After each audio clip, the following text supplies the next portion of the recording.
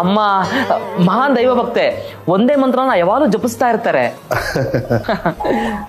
ಒಳ್ಳೆ ಫ್ಯಾಮಿಲಿ. ನನ್ನ ಹೆಸರು ಶೈಲೇಶ್ ಅಂತ, ನನ್ನ ಹೆಂಡತಿ ಸರೋಜ, ಆಮೇಲೆ ನನ್ನ ಮಗಳು ಸುಂದ್ರಿ ಇನ್ನೇನು ಬಂದ್ಬಿಡ್ತಾಳೆ.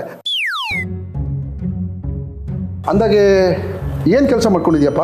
ಏನಾದರೂ ಗೌರ್ಮೆಂಟ್ ಕೆಲಸ? ಇಲ್ಲ ಅಂಕಲ್, ಪ್ರೈವೇಟ್ ಕಂಪ್ನಿ ಕೆಲಸ ಮಾಡ್ತಾ ಇದ್ದೀನಿ. ಗೌರ್ಮೆಂಟ್ ಕೆಲಸ ಇಲ್ವಾ?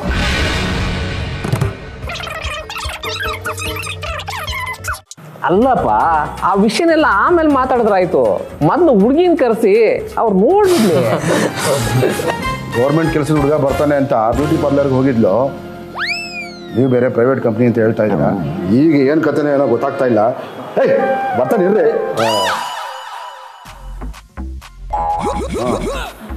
ಸರಿ ಸರಿ, ಇವಳ ಸುಂದರಿನ ಕರ್ಕಮ್ಮ.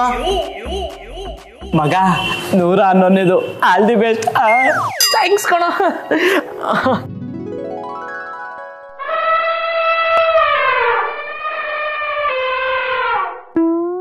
ಸುಂದ್ರಿಗೆ ಸೂಟ್ ಆಗೋ ಹೆಸರು ಇಟ್ಟಿದ್ದೀರಲ್ಲ ಅಂಕಲ್. ಅನುಭವಕ್ಕೆ ಎಜುಕೇಶನ್ ಬೇಕೇನಪ್ಪ?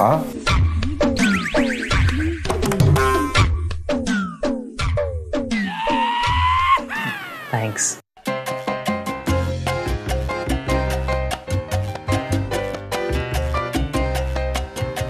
ಲೇ ಮಗ, ಆ ಬ್ರೋಕರ್ ನೋಡಿದ್ರೆ ಒಳ್ಳೆ ಗೋಡಂಬಿ ಇದ್ದಂಗೆ ಅವಳೆ ಅಂದ್ಲು. ಇವಳು ನೋಡಿದ್ರೆ ಒಳ್ಳೆ ಇಡಂಬಿ ಇದ್ದಂಗೆ ಅವಳಲ್ಲೋ. ಬುದ್ಧಿವಂತರ ಯಾರು ಇವಳು ಒಪ್ಕೊಳ್ಳಲ್ಲ ಮಗ. ಹುಡುಗಿ ಓಕೆ, ನನಗೆ ಇಷ್ಟ ಆದ್ಲು.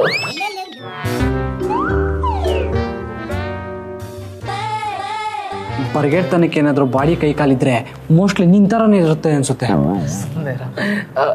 ಅಂಕಲ್, ಹುಡುಗಿ ಜೊತೆ ಸ್ವಲ್ಪ ಪರ್ಸನಲ್ ಆಗಿ ಮಾತಾಡ್ಬೇಕಾಗಿತ್ತು. ಗೌರ್ಮೆಂಟ್ ಕೆಲಸದವನಾಗಿದ್ರೆ ಮಾತಾಡ್ಸ್ಬೋದಾಗಿತ್ತು.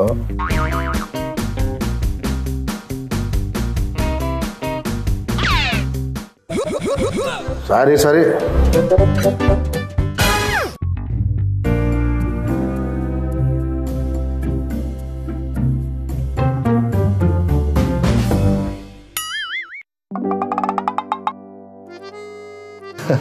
ಅದೇನೋ ಪರ್ಸನಲ್ ಆಗಿ ಮಾತಾಡ್ಬೇಕು ಅಂದಲ್ಲಪ್ಪ, ಮಾತಾಡು.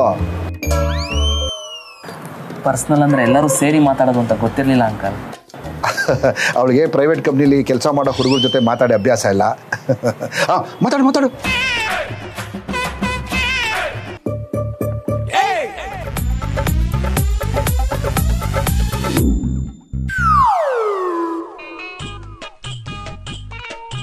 ಮನ್ಸು ಬಿಚ್ಚಿ ಮಾತಾಡ್ದ. ಅವರಪ್ಪ ಬಾಯ್ ಬಿಡಕ್ಕೂ ಬಿಡ್ಲಿಲ್ಲ ಕಣೋ.